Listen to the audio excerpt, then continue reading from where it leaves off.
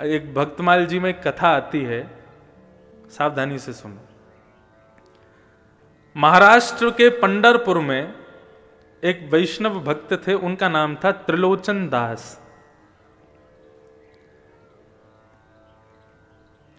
अपनी युवावस्था में ब्याह के बाद उनको कोई संतान नहीं हुई, तो वो निश्चिंत रहे, चिंता नहीं की। उन्होंने कहा श्री पंडरीनाथ भगवान ने हमको संतान नहीं दी, क्यों? क्योंकि पंडरीनाथ भगवान हमारे पुत्र हैं, वे ही हमारे पुत्र के रूप में हैं, इसलिए हमको उन्होंने कोई संतान नहीं दी। ऐसी भावना वो रखते थे। किसी वैष्णव संत की उन्होंने कथा सुनी, उस कथा में गौ ब्राह्मण संत सेवा, इसको सर्वाधिक श्रेष्ठ जान करके उन्होंने संत सेवा शुरू कर दी अपने घर में। तो रोज क्या करते थे, अपने घर के बाहर खड़े हो जाते। जो पंडरीनाथ भगवान, विट्ठल भगवान, पंढरपुर का नाम सुना है आप लोगों ने? पंढरपुर में भगवान कृष्ण का अद्भुत मंदिर है। वहां पर भगवान कृष्ण दोनों कमर पर ऐसे भुजा रख करके और ईंट के ऊपर खड़े हुए हैं।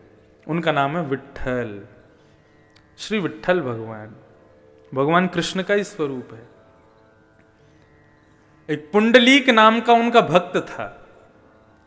वो अपने माता पिता की इतनी सेवा करता था कि उसकी सेवा से प्रसन्न होकर के भगवान उसको दर्शन देने गए।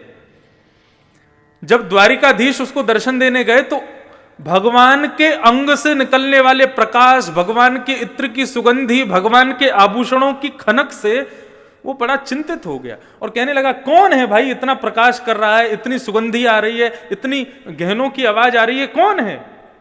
तब लक्ष्मी जी ने कहा, पुंडलीक, भगवान आए हैं तुमको दर्शन देने। वो अपने माता पिता के चरण दबा रहा था। तो उसने कहा, मैंने तो बुलाया नहीं भगवान को, क्यों आए हैं? बोले, भैया तुम्हारी माता पिता की चरण में भक्ति इतनी दृढ़ है, उसको देख करके भगवान आए हैं। तो बोले, इनको पाने के लिए थोड़ी करता हूं, अपने माता पिता को सुख देने के लिए करता हूं। लक्ष्मी बोली, जिसके द्वार पर भगवान जाते हैं वो भगवान को आमंत्रण करने के लिए सिंहासन देता है। ठीक है तुम सेवा कर लो, लेकिन भगवान को कोई आसन तो दे दो खड़ा होने के लिए, बैठने के लिए। पुंडलीक बड़ा चिंतित हो गया, ये और मेरे सिर पर बला आ गई है। भगवान को बोल रहा है, बुलाया है नहीं, अपने आप बिन बुलाए मेहमान बन के आ गए, अब घर पे और बैठेंगे मेरे आके। तब उसको कोई आसन नहीं मिला तो पैर दबाते दबाते उसको एक नीचे ईंट मिली, तो उसने ईंट को खिसका दिया, ले लो आसन, खड़े हो जाओ इस पर। रुक्मणी जी को गुस्सा आ गया, भगवान का हाथ पकड़ लिया, बोले बिल्कुल नहीं रुकोगे यहाँ पे, ऐसा अपमान करने वाले भक्त के यहाँ रुकेंगे हम? भगवान के नेत्र सजल हो गए, बोले अब तो इसको दर्शन दे के ही जाऊंगा मैं, ये जब तक सेवा से मुक्त नहीं हो जाएगा तब तक यहीं खड़ा रहूंगा। और जैसे कोई प्रतीक्षा करता है, किसी का इंतजार करता है, ऐसे ही भगवान उस ईंट पर खड़े हो गए, दोनों भुजाओं को कमर पर रख के। आज भी वो पंडरीनाथ भगवान आज भी ईंट पर खड़े हैं। ऐसा अद्भुत मंदिर पूरे भारत में नहीं है। प्रत्येक मंदिर में आपको दूर से दर्शन होगा, लेकिन केवल श्री विट्ठल भगवान का मंदिर है जहां पर भक्त भीतर जाकर के पंडरीनाथ भगवान को गले लगा सकते हैं। गले लगाओ तब वहां से बाहर जाओ। जब गले लगाते हैं तो भगवान की इत्र की सुगंधी पूरे हमारे अंग में आ जाती है। इतना सुंदर मंदिर है, अद्भुत। तो पंडरीनाथ भगवान को त्रिलोचन जी अपना पुत्र मानते थे, ये कथा में बोल रहा था। त्रिलोचन जी ने संत सेवा शुरू कर दी तो पंडरीनाथ भगवान, श्री विट्ठल भगवान के जो लोग दर्शन करने जाते थे सबको बोलते थे, प्रसाद पाइए, प्रसाद पाके जाइए, प्रभु प्रसाद पाके जाइए। अच्छा, एक मैं नियम आपको बता के जाऊं। इस कथा के जो मुख्य आयोजक परिवार हैं, इस कथा के रूप में हम आपको कुछ दे पाए नहीं दे पाए, ज्ञान दे पाए नहीं दे पाए, हमें नहीं पता आप कितना ले पाओगे या हम क्या दे पाएंगे। ये मन का भाव है और मन से एक भाव प्रकट हो रहा है। पूरी करने की जिम्मेदारी अपने ऊपर रखना भी नहीं। जो यजमान परिवार है उनसे कह रहे हैं हम, भगवान पे ही छोड़ना, वही पूरा करवाएंगे। लेकिन हो सके तो इस नियम को आप शुरू करवा देना। क्या? इस कथा के बाद हर हफ्ते का एक कोई विशेष दिन, और उस विशेष दिन में भी यदि महीने की एकादशी का ही, एकादशी नहीं द्वादशी, द्वादशी का ही दिन यदि आप लोग रखें तो गुना में एक दो घंटे का इसी प्रातःकाल ब्रह्म मुहूर्त में पूरा परिवार उठ करके एक छोटा सा अन्न क्षेत्र करे। राह पर चलते हुए जितने लोग हैं सबको गरम गरम खिचड़ी और थोड़ा बहुत कुछ ना कुछ, ये महीने में जब जब द्वादशी आवे तो द्वादशी के दिन ये एक नियम इस कथा के एक फल के रूप में आप प्रारंभ कर दीजिए। और मैंने पहले ही कहा उसकी जिम्मेदारी अपने ऊपर मत रखना, उसकी जिम्मेदारी ठाकुर जी पे ही छोड़ देना, बोले आप ही पूरा कराओ। हमें कम से कम ये सांत्वना रहेगी कि हमने अपनी कथा के द्वारा गुना में, और आपको भी एक संतुष्टि रहेगी उस कथा से हमारे गुना क्षेत्र में प्रत्येक द्वादशी को एक छोटा सा अन्न क्षेत्र चलता है। अन्न ब्रह्म है और उस अन्न का बल ही इतना तीव्र होगा, उस अन्न क्षेत्र का बल ही इतना तीव्र होगा कि वो अन्न ही इतना बल प्रदान करेगा कि इस जन्म क्या अनेक जन्मों तक, आपके कल्प कल्पांतर तक आपके परिवार का कोई भी व्यक्ति अन्न से वंचित कभी नहीं रहेगा। अन्न की कृपा सदैव उस पर बनी रहेगी। तो ऐसे सब लोगों को पूड़ी सब्जी है, खिचड़ी है, जो इच्छा हो, महीने में जब भी द्वादशी आवे, एकादशी के अगले दिन ये एक अन्न क्षेत्र छोटा सा प्रारंभ करो। और उसकी कृपा क्या होगी, उसका बल क्या होगा, वो भागवत जी आपको स्वयं दर्शन करा देंगे। ये आपकी सामर्थ्य के ऊपर है, रोज कर सको रोज करो, लेकिन द्वादशी को हो तो द्वादशी को करो। लेकिन ये अन्न क्षेत्र जरूर। परम पूजनीय प्रातः स्मरणीय श्रीमद् भागवत के व्यास मंच की गरिमा जिन्होंने स्थापित की अनेकों वर्षों से, परम पूजनीय श्री डोंगरे जी महाराज, उन्होंने जहां जहां कथा शुरू की वहां वहां अन्न क्षेत्र शुरू कर दिए और आज तक उनके अन्न क्षेत्र चल रहे हैं। तो भागवत कथा का सबसे बड़ा मूल्य यही है कि व्यक्ति उस क्षेत्र में जहां भी कथा हो वहां अन्न और ज्ञान इन दोनों से कभी वंचित ना रहे, यही भाव। तो त्रिलोचन जी सबको बुलाते थे, प्रभु प्रसाद नाम रखा था अन्न क्षेत्र का, बोले सब लोग आओ प्रसाद पाओ प्रसाद पाओ। अब वो इतना स्वादिष्ट भोजन बनाते थे कि 100 से 200, 200 से 500, 1000, अब तो प्रत्येक दिन 5-5 हजार लोग भोजन करते थे उनके यहां पर। और बनाने वाले कोई नहीं, त्रिलोचन जी और उनकी पत्नी, दो ही लोग, परिवार में और कोई था नहीं, संतान थी नहीं। सेवा करते करते करते करते करते अति वृद्ध हो गए। अति वृद्ध होने के बाद में उन्होंने भगवान से केवल एक ही इच्छा रखी, प्रभु आपने हमें संतान तो दी नहीं, हमने आपको ही पुत्र माना है, लेकिन अब आपसे एक प्रार्थना करते हैं कि हम दोनों बड़े वृद्ध हो गए, हमसे भोजन बनता नहीं है, सबको पवाने में बड़ी दिक्कत होती है, एक कोई वैष्णव भक्त हमको कोई एक नौकर मिल जाए जो हमारे यहां पूड़ी सब्जी रोटी साग चावल ये सब बना दिया करे और संतों को परोसवा दिया करे, तो 2 से 3 हो जाएंगे तो सहजता रहेगी। तो दिन रात भगवान से यही प्रार्थना करते थे, एक बढ़िया श्रेष्ठ नौकर मिल जाए, एक कर्मचारी मिल जाए हमको। तो एक दिन श्री त्रिलोचन जी बैठे थे, इतने में ही ऊंची धोती पहन करके, सर पर स्वाफा बांध करके, बड़ा सुंदर सुकोमल स्वरूप सांवला सा एक नन्हा सा बालक त्रिलोचन जी के पास में आ गया।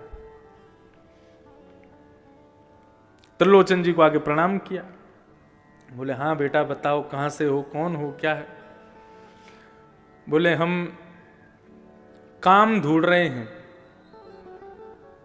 तो काम मिल जाएगा तुमको यहां पे, लेकिन कर पाओगे हमारे यहां काम? बोले क्या काम करना पड़ेगा? बोले कुछ नहीं, सवेरे शाम रोटी सब्जी बनानी है, संतों को पवाना है। तो नन्हा सा बालक कहता है ये तो मेरा युग युगों का काम है, ना जाने कब से करता आ रहा हूं मैं। संत गौ ब्राह्मण की सेवा तो मैं जाने कब से करता आ रहा हूं। त्रिलोचन जी उसको देख के कहने लगे अभी तुम 3-4-6-7 वर्ष के तो दिखते हो और तुम कौन से जमाने से करते आ रहे हो? अब वो कैसे बता मैं, वो तो भगवान है, भगवान तो हमेशा से गौ ब्राह्मण संत सेवा करते आ रहे हैं।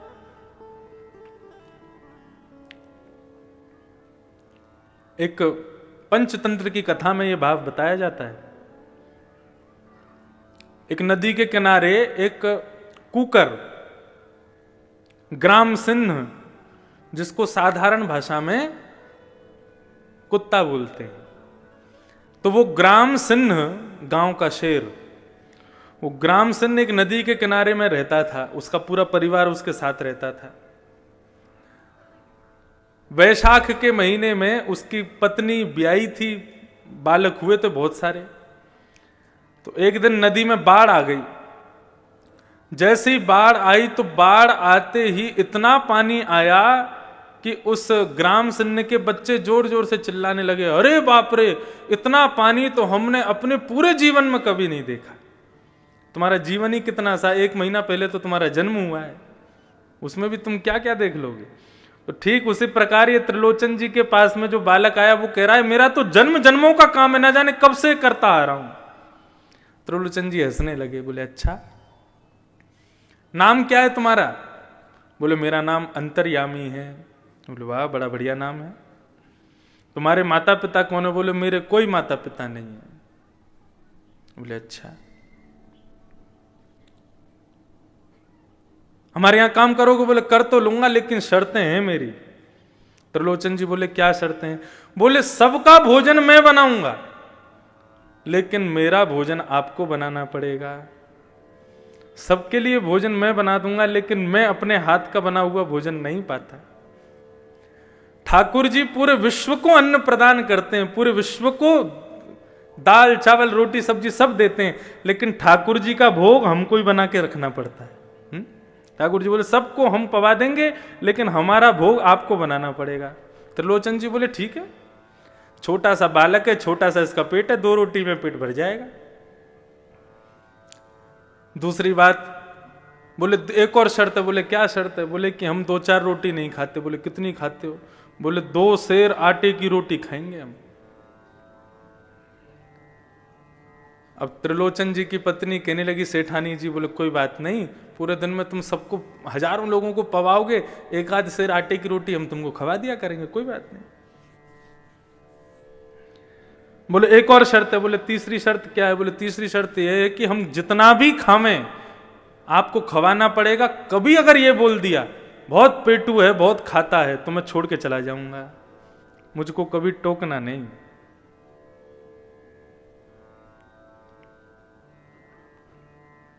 बोले नहीं, हम क्यों टोकेंगे, हम कभी नहीं टोकेंगे।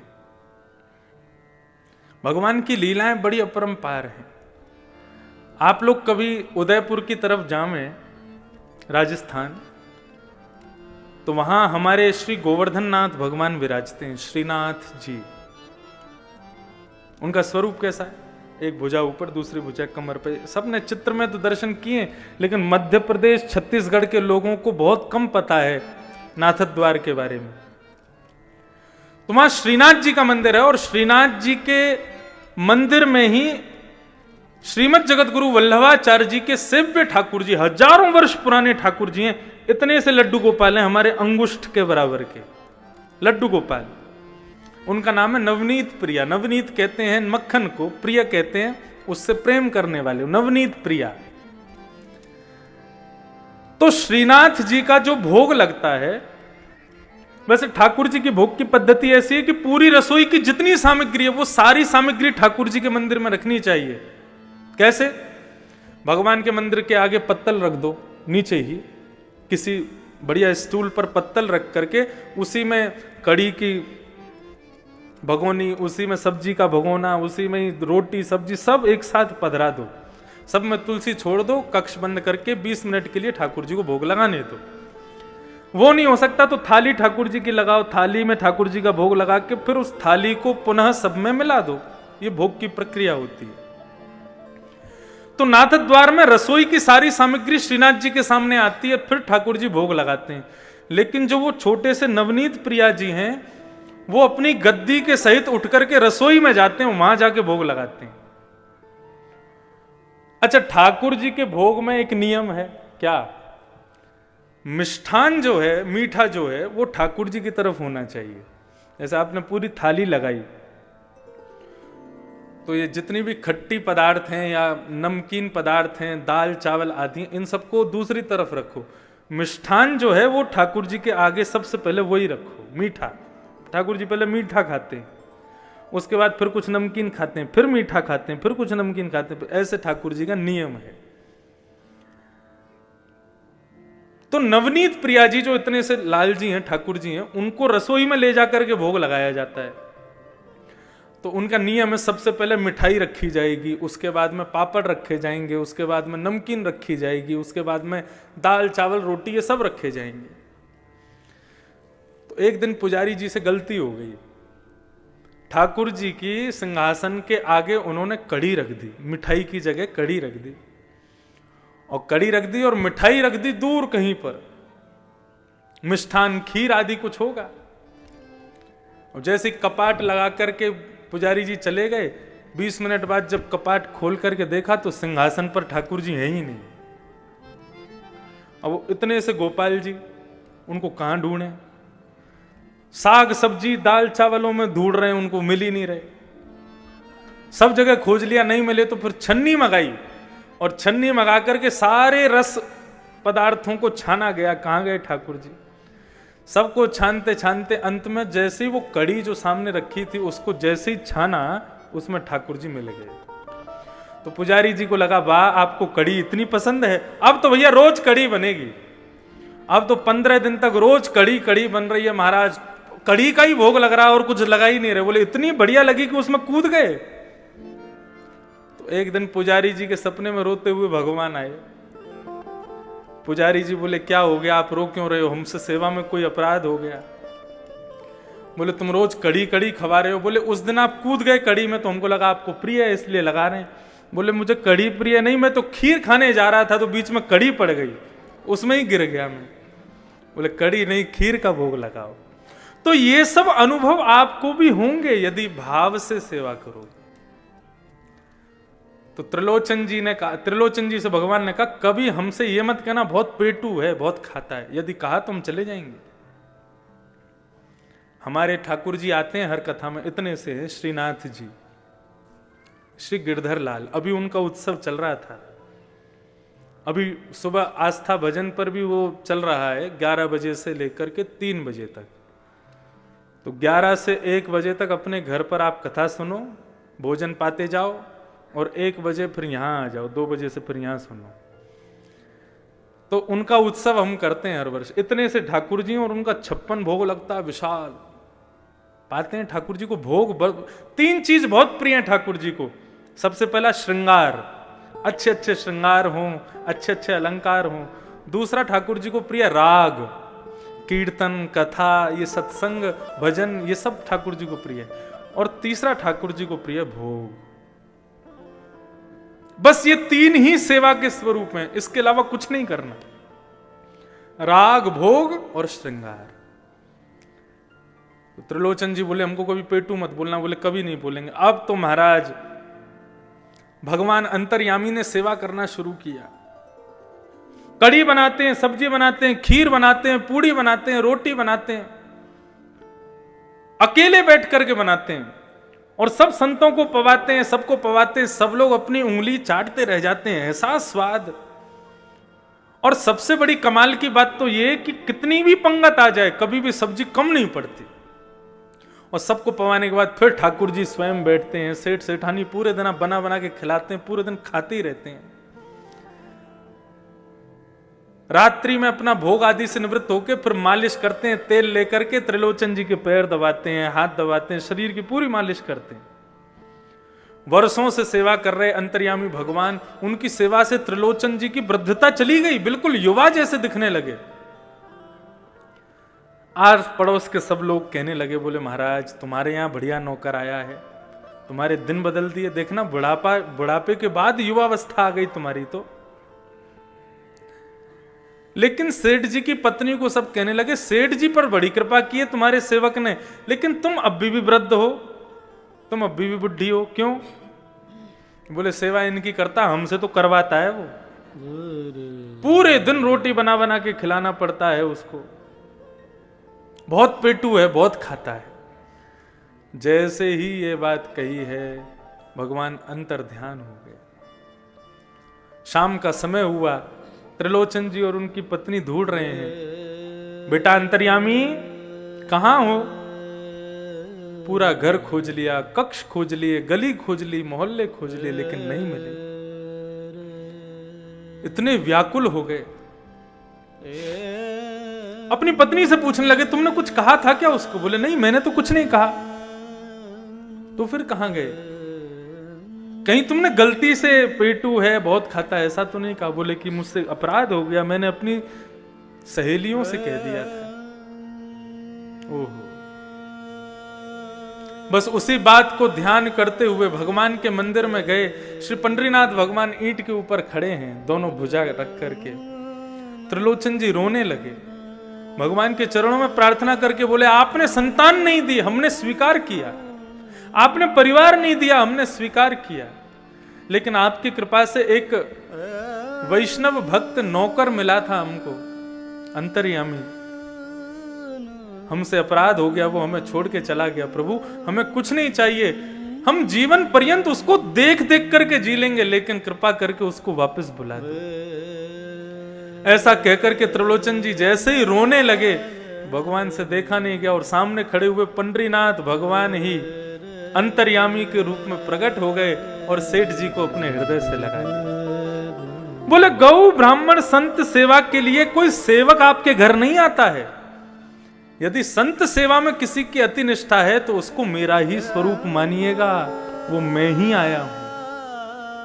साधारण मानव की संत में कभी इतनी निष्ठा नहीं हो सकती। मेरा ही अंश उसके भीतर जाकर के संत के प्रति निष्ठा को प्रकट करता है, वो मैं ही था।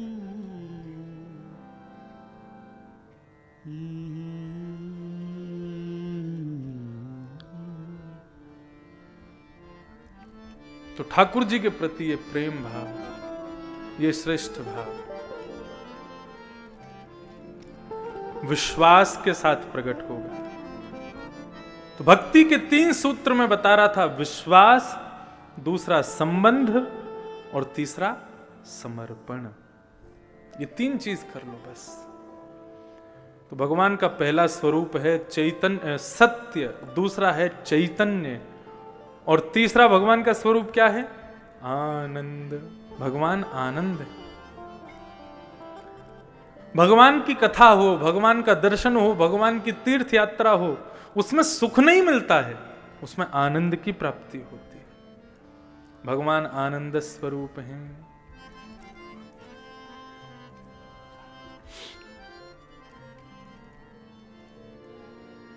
हमारे पूज्य पिताजी महाराज गाते हैं,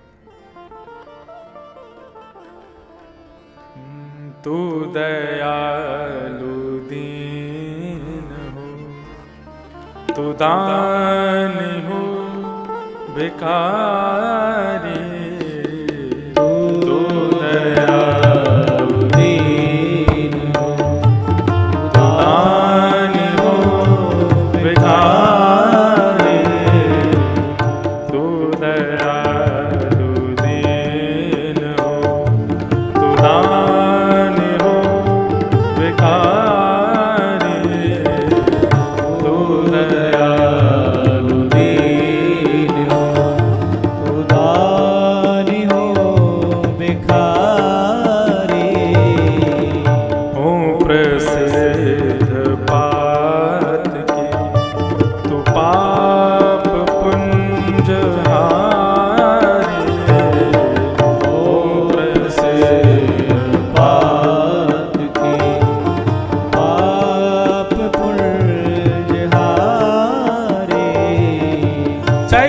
प्रसिद्ध कोई पापी क्यों ना हो, भगवान की दयालुता ऐसी है, भगवान की कृपालुता ऐसी है, सब पर कृपा करते हैं। दयालु हैं प्रभु। ये दयालुता भगवान का सबसे बड़ा गुण है। भाव से गाओ सब लोग। ओ तू दयालु दीन हो, तू दान हो भिखारी, तू दयालु दीन हो, तू दान हो भिखारी, हो प्रसिद्ध पाद के तू पाप पुंज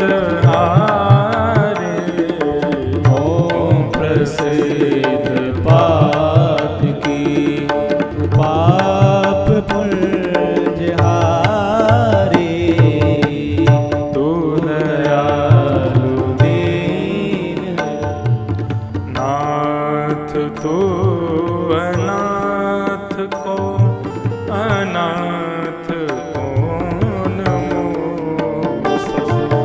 नाथ तू अनाथ को अनाथ कौन मोसो। आप कौन हो? अनाथों के नाथ हो। ठाकुर जी के हर नाम के पीछे बद्रीनाथ, द्वारिका नाथ, रंगनाथ, श्रीनाथ, राधा नाथ। नाथ का मतलब क्या होता है? नाथ का मतलब होता है जो किसी के स्वामी को नाथ कहा जाता है। अनाथों के ऊपर जो स्वामी है उसको नाथ कहा जाता है। हम ठाकुर जी से प्रार्थना कर रहे हैं, प्रभु नाथ तू अनाथ को। अनाथ, कोई व्यक्ति अनाथ कहता है तो भगवान को सबसे ज्यादा कष्ट होता है।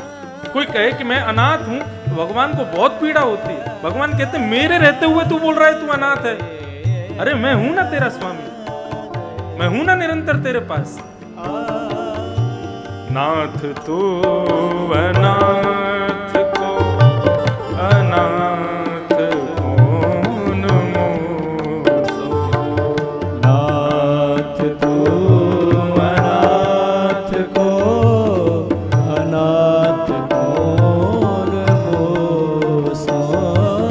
मोह समान आरत नहीं, मोह समान आरत नहीं, मोह समान आरत नहीं, मोह समान आरत नहीं।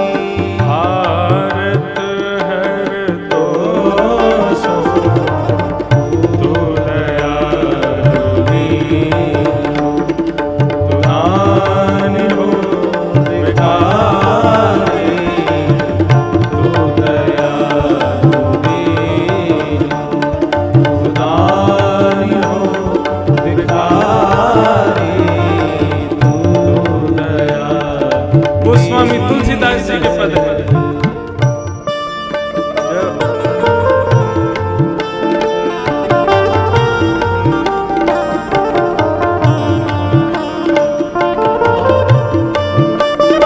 हे हरि।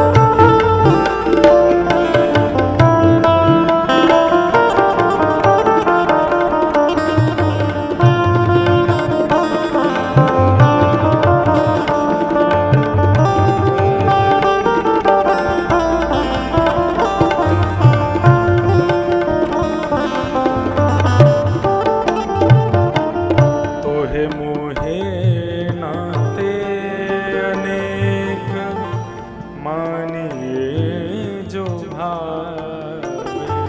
तोहे मोहे नाथे अनेक मानिए जो भावे। तोहे मोहे नाते अनेक मानिए जो भावे। तोहे मोहे नाते अनेक मानिए जो भाए। ज्यों त्यों तुलसी कृपा, ज्यों त्यों तुलसी कृपा, ज्यों त्यों तुलसी कृपा, ज्यों तुलसी कृपा। शरण शरण पावे, तू दयालु दीन हो, तू दानी हो भिखारी।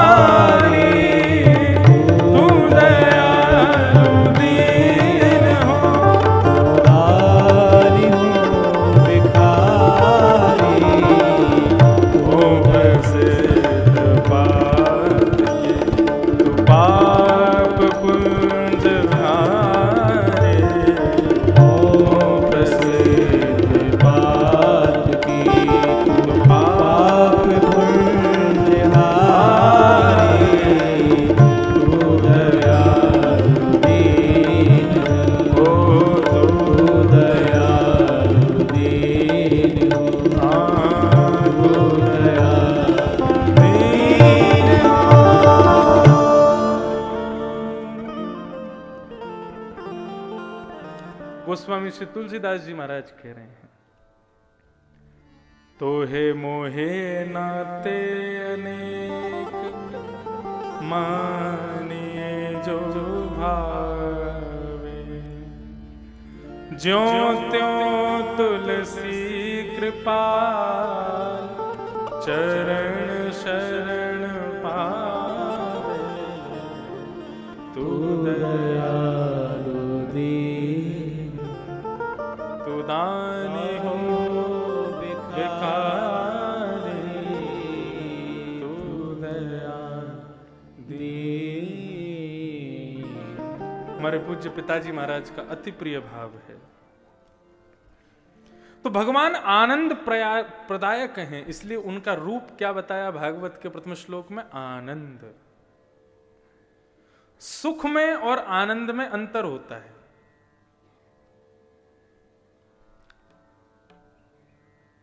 सुख जो शरीर को खुश करे उसको सुख कहते हैं, और जो मन को प्रसन्न करे उसको आनंद कहते हैं। सुख जो थोड़ी देर आनंद सुख प्रसन्न करने के बाद में फिर उसका सुख धीरे धीरे कम होने लग जाता है, उसकी प्रसन्नता कम हो। आज आप कोई बहुत बढ़िया महंगी गाड़ी लेके आए, पहले दिन उसमें बैठने से जो सुख मिलेगा वो रोज रोज रोज रोज रोज बैठते बैठते बैठते बैठते धीरे धीरे धीरे धीरे वो सुख कम होता चला जाएगा।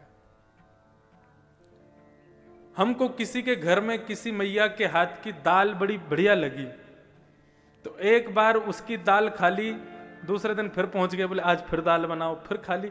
तीसरे चौथे दिन से वो दाल का जो सुख पहले दिन मिला था वो धीरे धीरे कम हो जाएगा। इसको बोलते हैं सुख। लेकिन आनंद किसको बोलते हैं? बोले आज जितना आनंद आया हम गारंटी दे रहे हैं कल की कथा में आज से दुगुना आनंद मिलेगा, परसों तिगुना मिलेगा, उसके अगले दिन चौगुना मिलेगा। 7वें दिन तक ऐसी स्थिति हो जाएगी कि कथा विश्राम की बात सुनकर के कई लोगों के तो नेत्रों से आंसू निकल आएंगे। कथा बंद क्यों हो गई, कथा विश्राम क्यों हो गई? इसको क्या कहते हैं? इसको कहते हैं आनंद। दूसरी परिभाषा इसको लिख लीजिए, जो व्यवस्थाओं से प्रसन्नता मिलती है उसको सुख बोलते हैं, और जो बिना व्यवस्था के सुख मिलती है उसको आनंद बोलते हैं। यही अंतर है आनंद और सुख में। भगवान सुख नहीं है, भगवान आनंद है।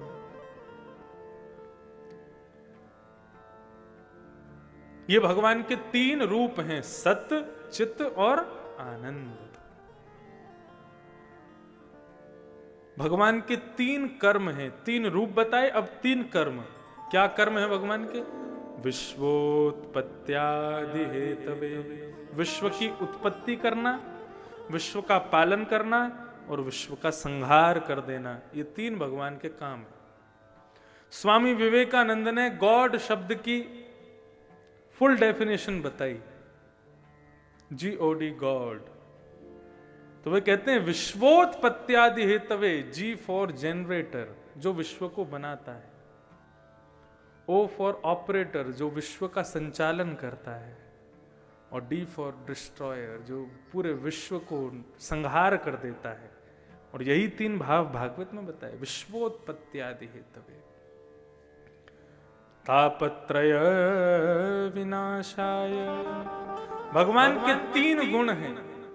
बोले जो चरण में आया, जो शरण में आया उसके 3 प्रकार के ताप, दुख केवल 3 प्रकार के होते हैं, आदि दैविक, आदि भौतिक और आध्यात्मिक। इन तीनों प्रकार के दुखों का जो समन्वय करते हैं, ऐसे भगवान श्री कृष्ण को श्री कृष्णाय वयं नुमः, ऐसे भगवान श्री कृष्ण को हम नमस्कार करते हैं, प्रणाम करते हैं। इस प्रकार से भागवत जी के महात्म का प्रथम श्लोक बताया गया। द्वितीय श्लोक में श्री सुखदेव जी को वंदन किया गया, भागवत के वक्ता। यम प्रव्रजन्तमनुपेतमपेत कृत्यम द्वैपायनो विरह कातर आजुहाव, पुत्रेति तन्मयतया तर्वोऽभिनेदुक्तं सर्वभूत हृदय मुनिमानतोऽस्मि। अब ये कथा क्रम कैसे शुरू हुआ ये सुनिए। नैमिषारण्य के क्षेत्र में 88,000 सौनकादि ऋषि कलयुग के मानवों के कल्याण के लिए एक यज्ञ कर रहे थे, हवन कर रहे थे। इस यज्ञ की तिथि कितने दिन की थी? बोले असंख्य, पता नहीं हजारों वर्ष तक ये यज्ञ चलने वाला था। लेकिन 5-10 दिन पूरे हुए थे कि 5-10 दिन में ही उस यज्ञ के धुएं से ऋषियों के नाक कान मुंह बंद होने लगे। ऋषि महामुनि सब सोचने लगे हजारों वर्ष तक पूर्ण होने वाला यज्ञ कैसे पूरा होगा। तभी उस सभा में श्री सूत जी का आगमन हुआ। सूत जी से उन्होंने कहा कि महाराज कैसे मानव का कल्याण हो? बोले मानव का कल्याण यज्ञ से नहीं होगा। यज्ञ से कब तक कल्याण होगा? बोले जब तक यज्ञ चल रहा है। जैसे ही यज्ञ की पूर्ण आहुति होगी, पूर्ण आहुति होने के बाद में मानव पुनः अपने दफ्तर जाएगा, पुनः संसार में जाएगा तो फिर बिगड़ जाएगा। तो मानव कल्याण कैसे हो? बोले मानव के हृदय में बैठे हुए राक्षसों का वध करना पड़ेगा। काम, क्रोध, लोभ, द्वेष, ईर्ष्या, अभिनिवेश, अहंता, ममता, ये राक्षस हमारे भीतर बैठे हैं। और इन राक्षसों को मारने के लिए शस्त्र की आवश्यकता नहीं है, शास्त्र की आवश्यकता है। बोले ब्रह्म वाक्य रूपी बाण जब मारे जाएंगे और वो श्रोताओं के कान रूपी छिद्र से जब हृदय में प्रवेश करेंगे तो हृदय में बैठे हुए सारे राक्षस मर जाएंगे। तो क्या करें? बोले कथा सुनो।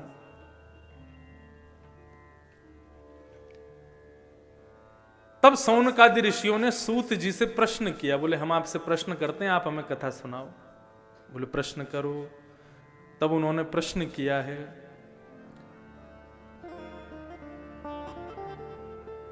इह घोरे कलौ प्रायो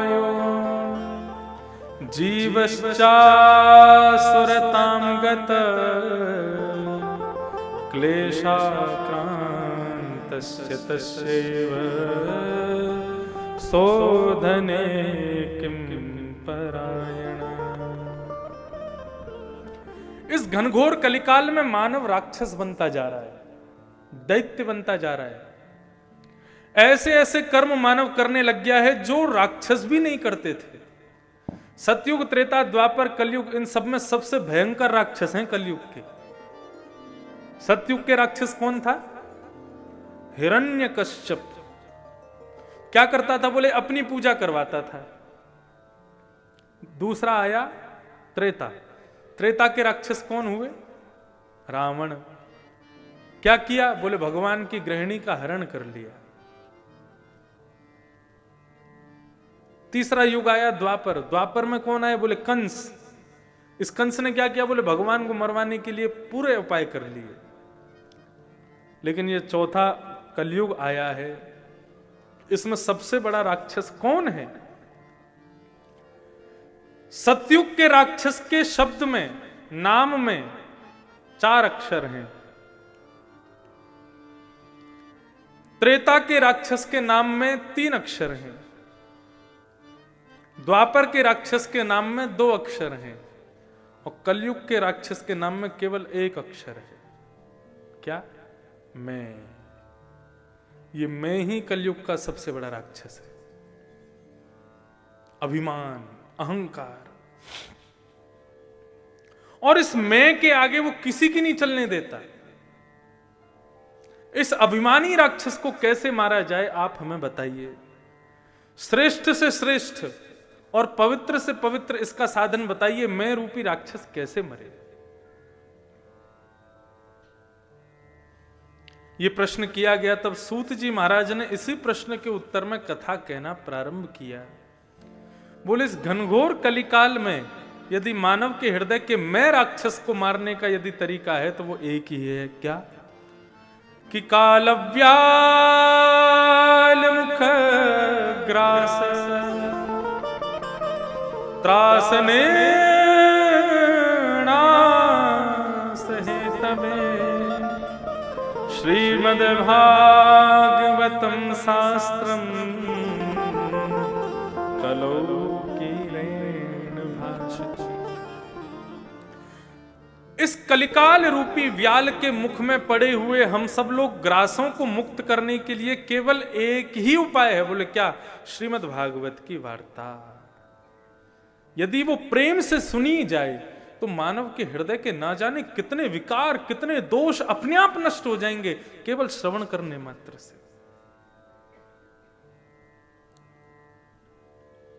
वेदों में भगवद वाणी को, सत्संग वाणी को क्या बताया गया? ये शाम वेद के अंतर्गत आता है। किस वेद के अंतर्गत आता है? शाम वेद। राग रागनिया श्लोकों का उच्चारण ये सब शाम वेद है। और शाम वेद कब प्रकट होता है?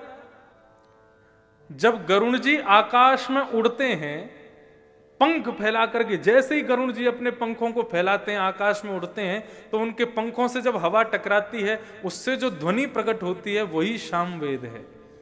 वहीं से राग यमन, राग भैरवी, राग भैरव, राग चारुकेसी, राग, ये जितने भी राग रागनियां हैं संगीत के, सब उनके पंख से प्रकट होती है। मानो ऐसा लगता है कि भगवान जब गरुण जी पर बैठ करके उठते हैं तो गरुण जी के पंखों से ध्वनि निकलती है, मानो गरुण जी संगीत बजा रहे हैं और भगवान सुनते हुए चलते हैं। जैसे हम लोग गाड़ी में संगीत बजा के चलते हैं, ऐसे ही भगवान म्यूजिक सुनते हुए चलते हैं। तो जितनी भी सत्संग भगवत वाणी है इन सबको सामवेद कहा जाता है। जब वक्ता बोलता है तो उसकी वाणी जो निकलती है उसके मुख से वो सामवेद है। मतलब कि गरुण जी महाराज निकले हैं, और गरुण जी अकेले कभी नहीं उड़ते, सदैव अपने पीठ पर भगवान को विराजमान करके ही उड़ते हैं। भगवान शंख चक्र गदा पद्म धारण करके गरुण जी पर विराजमान होकर के किसी वक्ता के मुख से निकलते हैं, और वक्ता के मुख से निकल करके सामने बैठे हुए श्रोताओं का देखते हैं।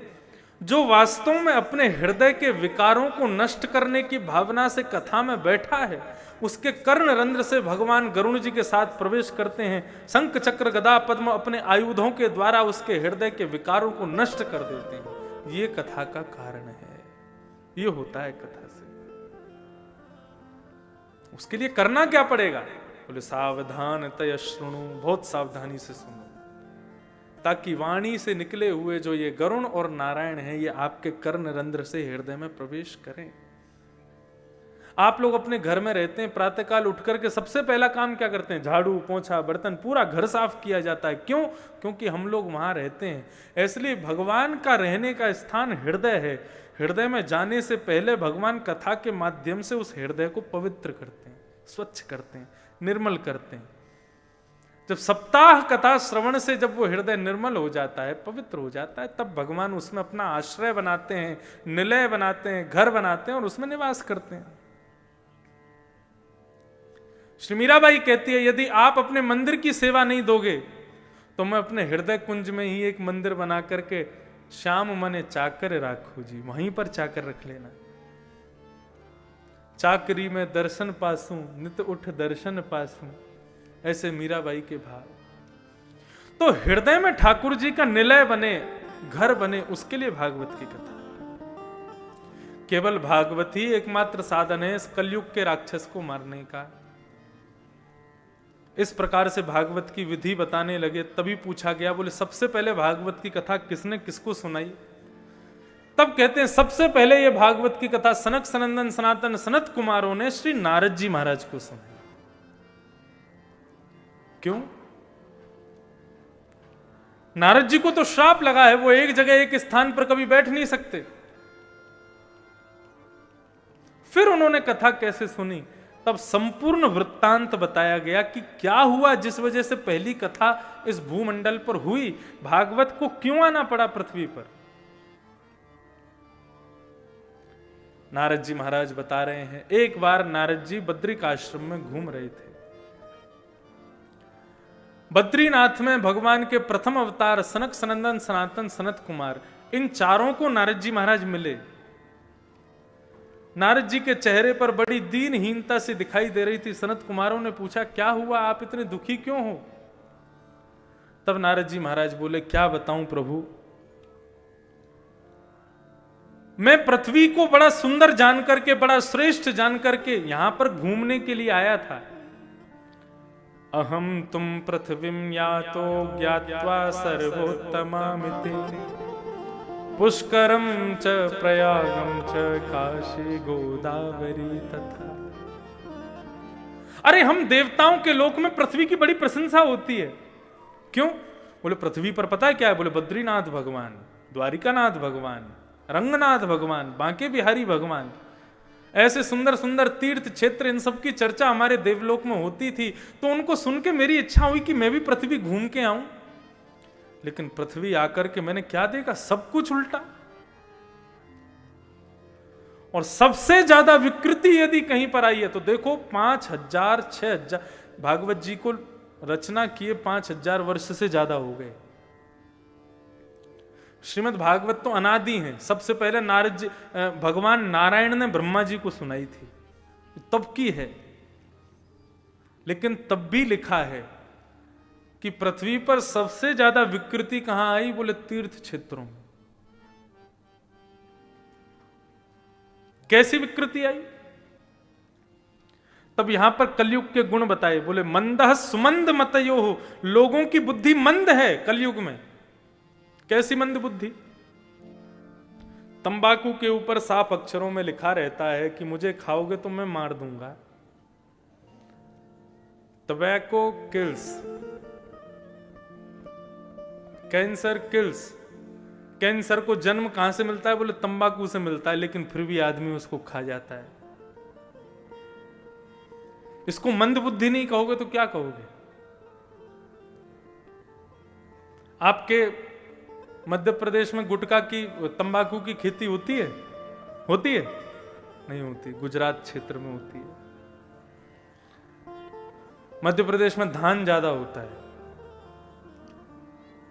खेती बाड़ी जो लोग करते हैं वो लोग अपनी खेती में बाउंड्रीज लगा करके रखते हैं ताकि कोई जीव जंतु खा नहीं जाए। लेकिन तंबाकू की खेती में बाउंड्री की जरूरत नहीं है। क्यों? गधे भी नहीं जाते उसमें,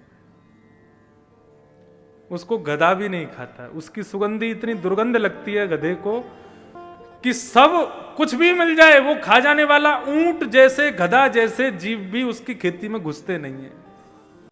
इसलिए तंबाकू की खेती करने वाले बड़े पैसे वाले और होते हैं। क्यों? क्योंकि उनकी खेती कभी बिगड़ती नहीं और इंसान इसको खूब दबा दबा के खाता है। जिसको गधे नहीं खाते उसको इंसान खाते हैं। तो तंबाकू का सेवन, मदिरा का सेवन, भक्ष का सेवन, देखो तांबूल खाओ, मुख शुद्धि खाओ, इलायची सौंफ खाओ, कोई आपत्ति नहीं, वो भगवान को भी भोग लगता है। लेकिन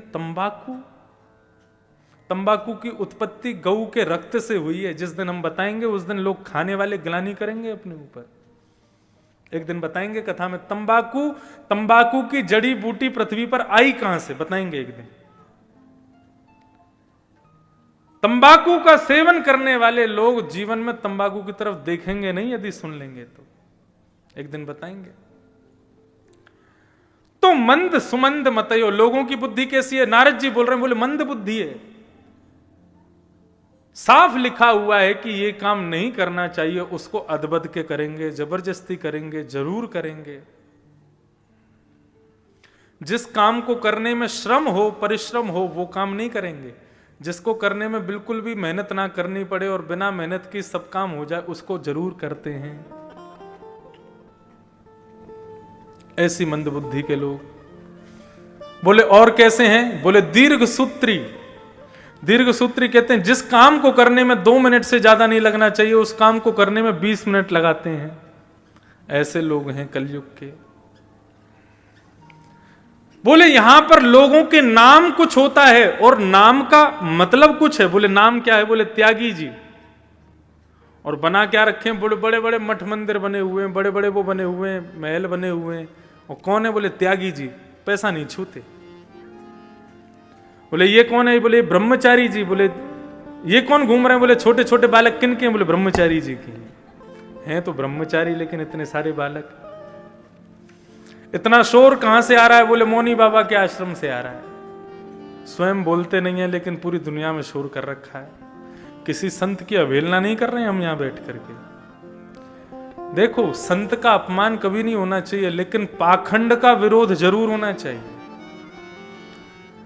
हमारे हिंदू वैदिक सनातन धर्म में विकृति जिस प्रकार आ रही है, पाखंड के कारण उस पाखंड का विरोध जरूर होना चाहिए।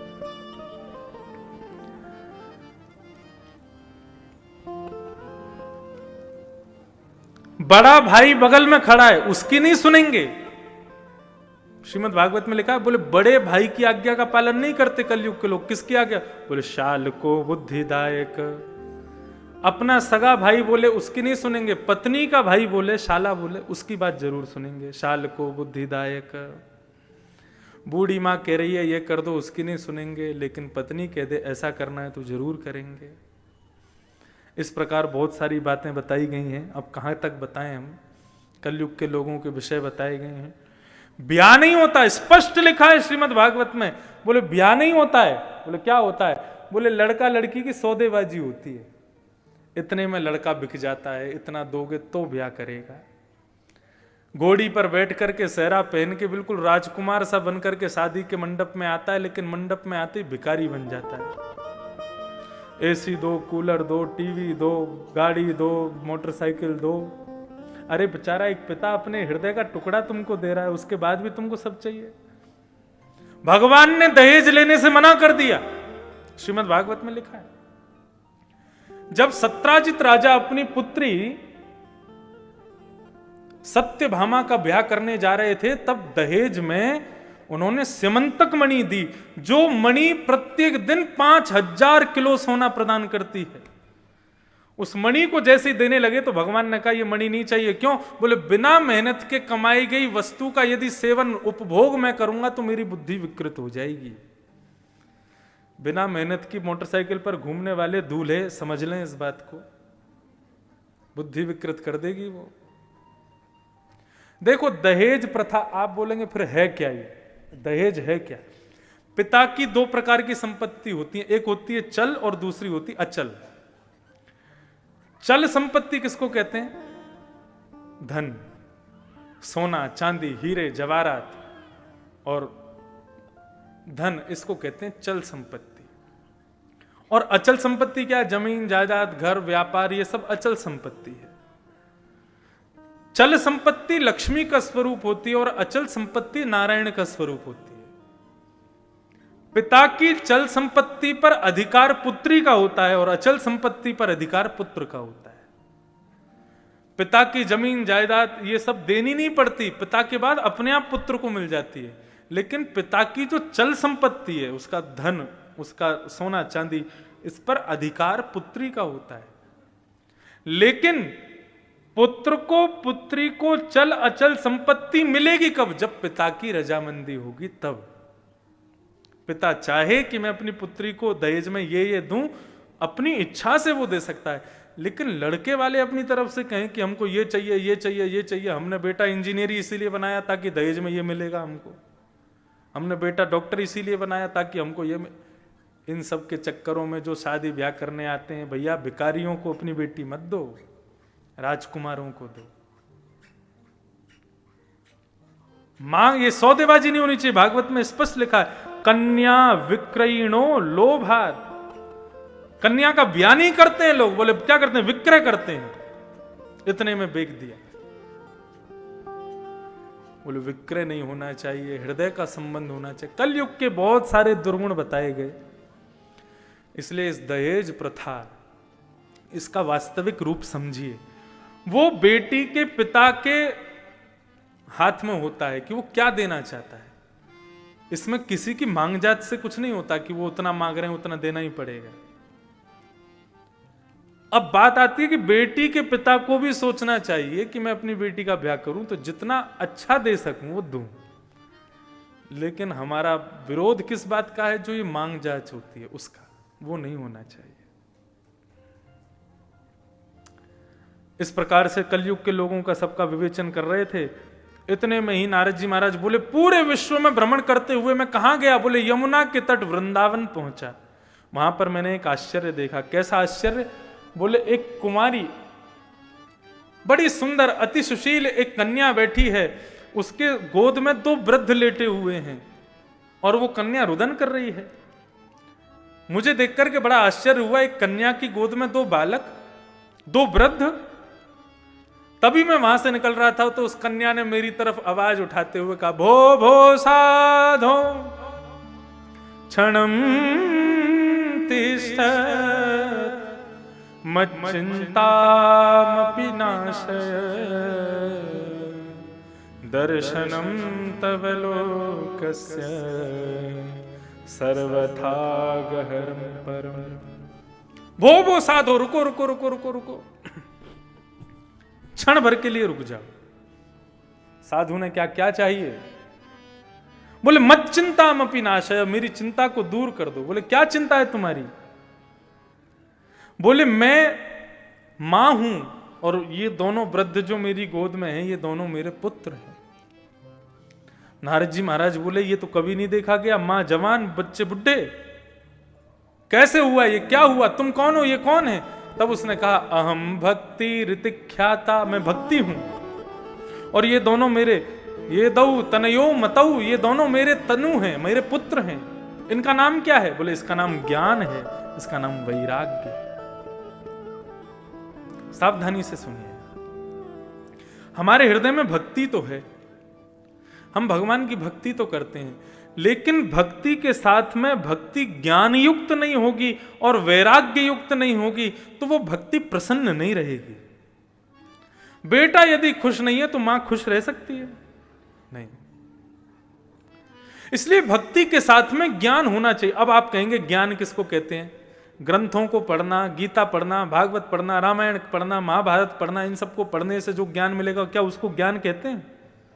पोथी पढ़ पढ़ जग मुआ, पंडित भया न कोय, ढाई आखर प्रेम का पढ़े सो पंडित हो।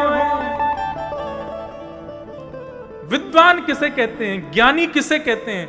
जो दूसरों से प्रेम करना जाने उसको विद्वान कहते हैं। जो सही गलत अपने जीवन के स्वयं निर्णय ले सके उसको ज्ञानी कहते हैं। व्यास मंच पर बैठ करके और ज्ञान उपदेश करने वाले को ज्ञानी नहीं कहते। अपने जीवन की समस्याओं में निर्णय जो लेता है, सही निर्णय जो लेता है, उसको ज्ञानी कहा जाता है। पोथी ग्रंथों को पढ़ने वाले को ज्ञानी नहीं कहते, विवेकी मनुष्य को ज्ञानी कहा जाता है। मेरे लिए क्या सही है क्या गलत है, इन दोनों में जो फर्क समझता है उसको ज्ञानी कहते हैं।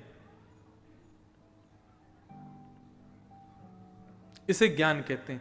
केवल इतना ही ज्ञान चाहिए। एक बात कहें, इन वेद पुराण और भागवत आदि के अध्ययन के बाद ज्ञान मिलने से एक दोष आ सकता है आपके अंदर। क्या? अभिमान। ग्रंथों का अतिशय अध्ययन अभिमान को जन्म दे सकता है। ऐसा ज्ञान क्यों लें हम जिससे अभिमान प्रकट हो जाए? प्रेम रूपी ज्ञान जिसके अंदर है वही ज्ञानी है।